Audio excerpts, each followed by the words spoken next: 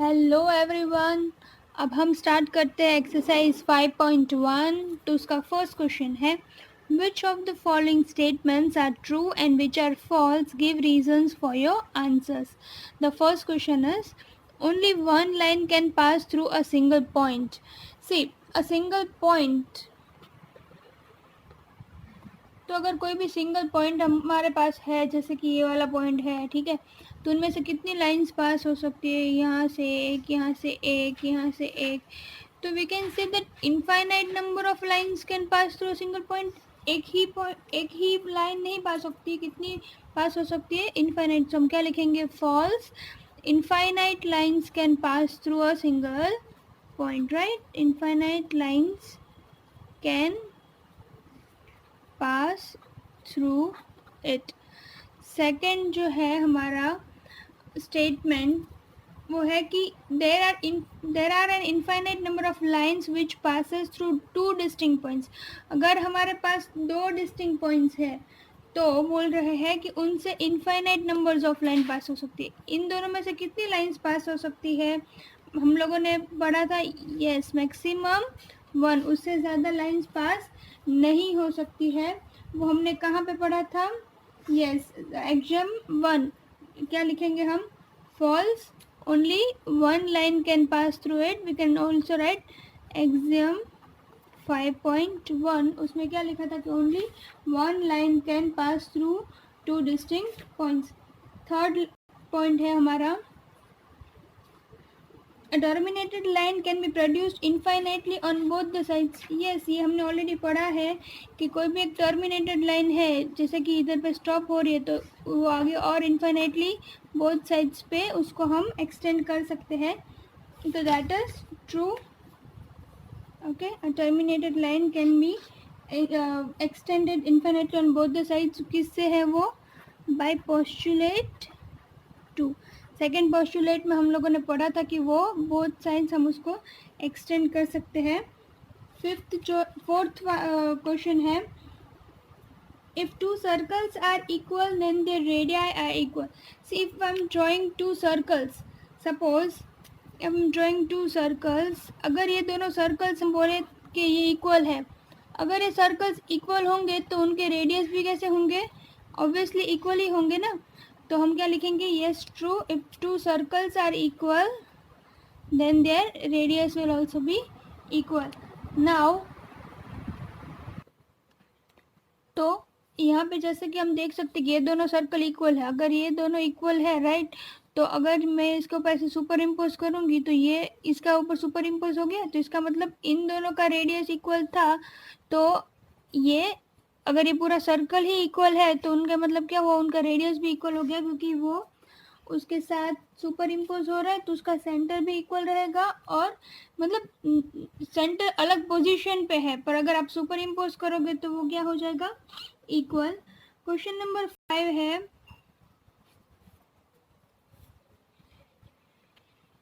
Question number 5 को हम इधर ही चेक करेंगे, क्योंकि it's given that in the figure if A B is equals to P Q.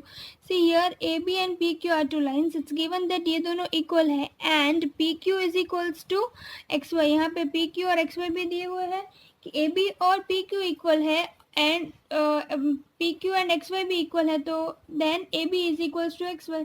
ये सब कोर्स हम लोगों ने पढ़ा है ना एग्जाम्स में। फर्स्ट ही एग्जाम था, राइट, कि if a is equals to b and if b is equals to c then a is equals to c, yes और नो?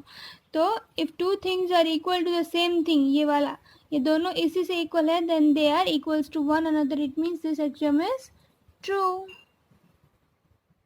क्वेश्चन नंबर 2 देखते हैं अब हम, जो है कि डिफाइन दिस फॉलोइंग। तो इनमें हमको क्या करना है? पहला है पैरेलल लाइंस। तो पैरेलल लाइन का डेफिनेशन क्या है? Two lines in a plane, sorry मैंने लिखा है two lines in a line, not two lines in a plane that do not meet at any point. दो लाइन्स जो कभी एक दूसरे को मीट नहीं करती, ये दोनों लाइन है, आप कितना भी उसको एक्सटेंड करो वो कभी मीट नहीं होगी। Next, perpendicular lines. Perpendicular lines means what? The lines which are at right angles to each other. दो लाइन्स जो 90 डिग्री पे है उसको बोलते हैं perpendicular lines. उसके बाद है लाइन सेगमेंट, तो लाइन सेगमेंट क्या होता है? A line segment is a part of the line, right? Line segment मतलब क्या कि ये हम एक्सटेंड नहीं कर सकते, उसको उतना ही रहेगा, ये लाइन सेगमेंट है, एक लाइन का एक part. Okay, radius of the circle, the distance between the centre of the circle and the at any point on the circle, the distance between the center and any point on the circle is called as the radius of the circle. And the fifth one is, what is a square? It is a quadrilateral that has all the four sides equal and all angles are 90 degree. What does it mean by quadrilateral? Quadrilateral मतलब एक ऐसा polygon जिसके चार, एक ऐसा figure जिसके चार sides होते हैं वो उसको क्वाड्रिलेटरल बोलते हैं, जिसके चारों साइड्स भी इक्वल है और चारों एंगल्स भी इक्वल है। तो क्वेश्चन 2 इधर पे कंप्लीट होता है। Now question number 3 is, given any two distinct points A and B, there exist a third point C which is in between A and B. See, if 2 points are given A and B and if we draw a line in between them passing through them, see there exists a third point C. इन दोनों के बीच में एक point ऐसा भी है C which is in between A and B. Of course we can draw ना, अगर A और B दो लाइन पॉइंट्स है तो उनके बीच में हम C तो पॉइंट आराम से ड्रॉ कर ही सकते कहीं पे भी, right? So there exist a point. और दूसरा है कि there exist at least 3 points that are not on the same line.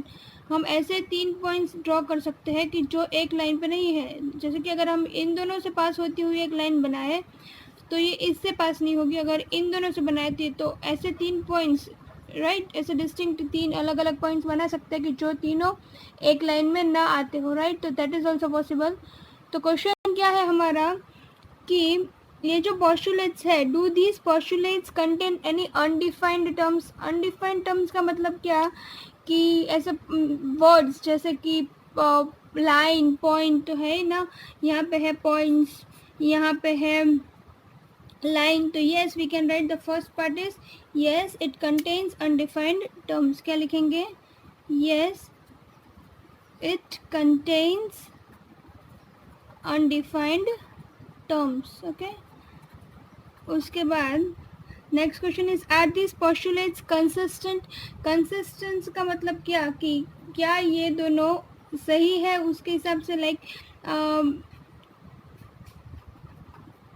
Consistent means के ये इसके हिसाब से सही होना, मतलब it follows, right, it is true for that, true for every point. तो हमेशा दो पॉइंट के बीच में एक पॉइंट आ ही सकता है ना, ऐसा पॉसिबल है ही, तो ये इसके लिए सही है और ये वाली जो पोस्टुलेट है ये इसके लिए सही है। तो हम बोल सकते हैं yes, yes it is, yes it is consistent. Okay, हम लिख सकते हैं कि yes it is consistent. And third question है, do they follow Euclid's postulate? Explain. क्या ये यूक्लिड्स पोस्टुलेट फॉलो करता है? तो हम उसमें क्या लिखेंगे कि नो, ये किसी भी यूक्लिड्स पोस्टुलेट को फॉलो नहीं करता, राइट? तो हम लिखेंगे no it does not follow any postulate, but हाँ ये एक एक्सियम फॉलो ज़रूर करता है, बट इट फॉलोज एक्सियम 5.1। कौन सा एक्सियम 5.1? वो था ना कि जिसमें हमने लिखा था कि देयर एग्जिस्ट, जो 2 पॉइंट्स रहते हैं उनमें से सिर्फ कितनी लाइंस पास हो सकती है? 2 डिस्टिंक्ट पॉइंट्स से सिर्फ एक, there exist only 1 line passing through 2 distinct points, तो ये वाली फॉलो होती है एक्सियम, ठीक है? तो ये क्वेश्चन नंबर 3 हो गया हमारा। क्वेश्चन नंबर 4 है कि if a point C lies between 2 points A and B, जैसे कि मैंने इधर पे ड्रॉ किया है कि A और बीच में एक पॉइंट है C, right, it lies between A and B such that AC is equals to BC। It is given that AC and BC दोनों इक्वल है, then prove that AC is equals to half of AB। हमको क्या prove करना है? ये AC जो है वो AB का हाफ है। Here what is given to us? AC is equals to BC, right? It's given that AC is equals to BC. हमको प्रूव क्या करना है कि AC is equals to half of AB। तो हम क्या करेंगे, पहले ये जो AC equals to BC दिया है दोनों side add AC on both the sides। तो हम दोनों साइड क्या ऐड करेंगे, ए सी। तो इधर क्या होगा, ए सी प्लस ए सी, और इस साइड पे क्या होगा, बी सी प्लस ए सी, राइट। सो ए सी प्लस ए सी क्या हो जाएगा, 2AC, और बी सी प्लस ए सी, बी सी प्लस ए सी, तो क्या हो जाएगा पूरा ए बी। ये क्यों ऐसा लिख सकते हैं हम, क्योंकि बी सी प्लस ए सी तो ये पूरा इसके ऊपर सुपर इम्पोज होता है ना, राइट। तो हम लोगों ने ये किसमें पढ़ा था कि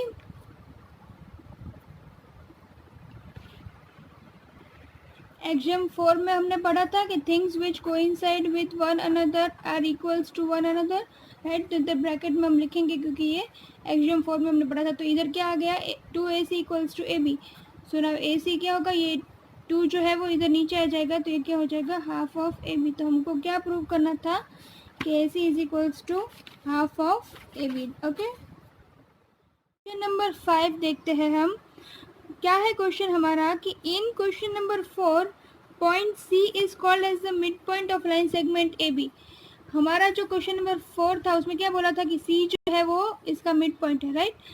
और तो prove that every line segment has one and only one mid point. तो हम सबको पता ही है कि हर एक लाइन सेगमेंट को सिर्फ एक ही मिड पॉइंट होता है, पर इधर पे क्योंकि ऐसा क्वेश्चन है और हमको थियोरेटिकली प्रूव करना है, तो हम लिख सकते हैं कि suppose AB has C and D as midpoints। Suppose उसके पास 2 मिड पॉइंट है, C और दोनों, ठीक है।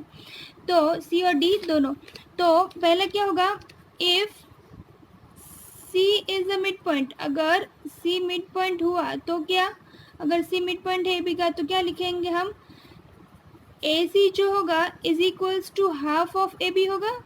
इफ C मिड पॉइंट है तो क्या हो जाएगा, AC will be half of AB, okay. इसको इक्वेशन 1 दे दो। अब दूसरा, अगर D भी मिड पॉइंट हुआ तो if D is a mid point तो क्या होगा, अगर D भी मिड पॉइंट है तो हम लिखेंगे कि AD will be also equals to half of AB, right. अगर D मिड पॉइंट हुआ तो ऑब्वियस है ना, D मिड पॉइंट है तो AD will be equals to half of AB होगा, ओके।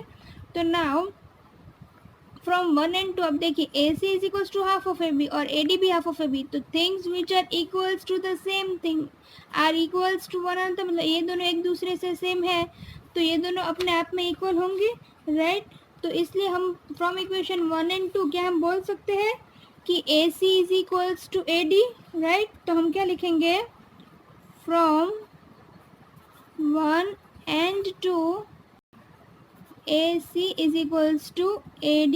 किस में हम लोगों ने पढ़ा था, यस, हम पहला ही एग्जाम है, राइट। तो हम इधर ब्रैकेट में लिखेंगे exam 1, okay. Things which are equals to the same thing are equal to one other, इसलिए AC इक्वल्स टू AD आ गया। तो अगर AC और AD दोनों इक्वल ही है तो इसका मतलब क्या हुआ, इसका मतलब यही हुआ कि C और D दोनों एक ही पॉइंट है ना, अंडरस्टूड। C और D दोनों एक ही पॉइंट होगा तभी तो AC इक्वल्स टू AD होगा। तो हम क्या लिखेंगे, this means C and D coincide. क्या लिखेंगे, this means C and D coincide, इसका मतलब दोनों एक ही पॉइंट है। This means a line segment has only one midpoint, okay, line segment has only one midpoint, okay, hence proved only one midpoint।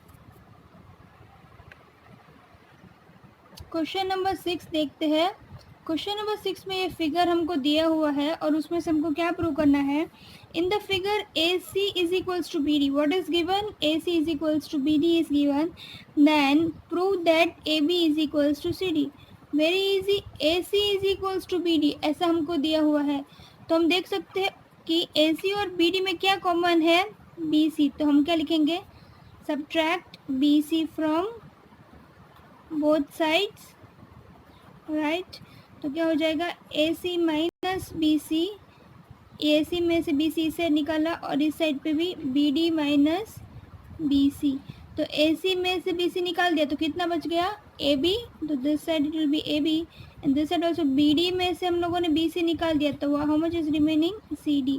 तो ये हमने क्या किया, if equals are subtracted from equals and the results will be equals. हम लोगों ने पढ़ा था ना एग्जाम 3 में कि अगर दोनों इक्वल थे, पहले इक्वल थे, उनमें से इक्वल ही निकाला तो रिजल्ट भी कैसा आएगा, इक्वल। तो हमको जो प्रूव करना था A B is equals to C D, वो हो गया, राइट। क्वेश्चन नंबर 7 देखते हैं। क्वेश्चन नंबर 7 क्या है कि y is axiom phi in the list of the Euclid's axiom considered as a universal truth। पहले तो axiom 5 क्या है, तो axiom 5 था कि the whole is greater than the part, whole is greater than its part। what does it mean? yes, हम लोगों ने एक एग्जाम्पल पढ़ा था कि हमारा फेवरेट एग्जाम्पल कि पिज़्ज़ा जो है अगर वो पूरा हम उसका देखें तो पूरे पिज़्ज़ा से उसका जो एक पार्ट होगा वो हमेशा कैसा होगा, इट विल बी ग्रेटर ना, तो whole will be always greater than the part. Okay, तो इसको यूनिवर्सल ट्रूथ बोल ही सकते हैं ना, क्योंकि ये हर एक चीज़ के लिए एप्लीकेबल होगा। हम अगर नॉर्मली हाउस की बात करें तो हमारा घर है, तो घर में से पूरा घर ले लो या फिर खाली उसमें से किचन ले लो, तो विच विल बी ग्रेटर, पूरा घर की किचन, तो ऑफकोर्स हाउस ना। तो ये होल जो होगा किसी भी चीज़ के लिए वो हमेशा पूरी चीज़ उसके पार्ट से हमेशा कैसी रहेगी, ग्रेटर ही रहेगी। तो this is applicable for not only maths, हर एक चीज़ के लिए, हर एक चीज़ के लिए ये सही है, इसलिए ये पार्ट सही है, इसलिए it is a universal truth. Okay, तो इसी के साथ हमारी एक्सरसाइज 5.1 कंप्लीट होती है। तो अगर अभी तक आप लोगों ने मेरी चैनल को सब्सक्राइब नहीं किया है तो सब्सक्राइब कर लीजिएगा, वीडियोस को लाइक करते रहिए और बेल आइकन को प्रेस कर दीजिए ताकि नए नए वीडियोस आए तो आप लोगों को नोटिफिकेशंस मिलती रहे। प्लीज़ शेयर भी कीजिएगा आपके फ्रेंड्स के साथ ताकि उन लोगों को भी नए नए वीडियोस मिलते रहे। Thank you.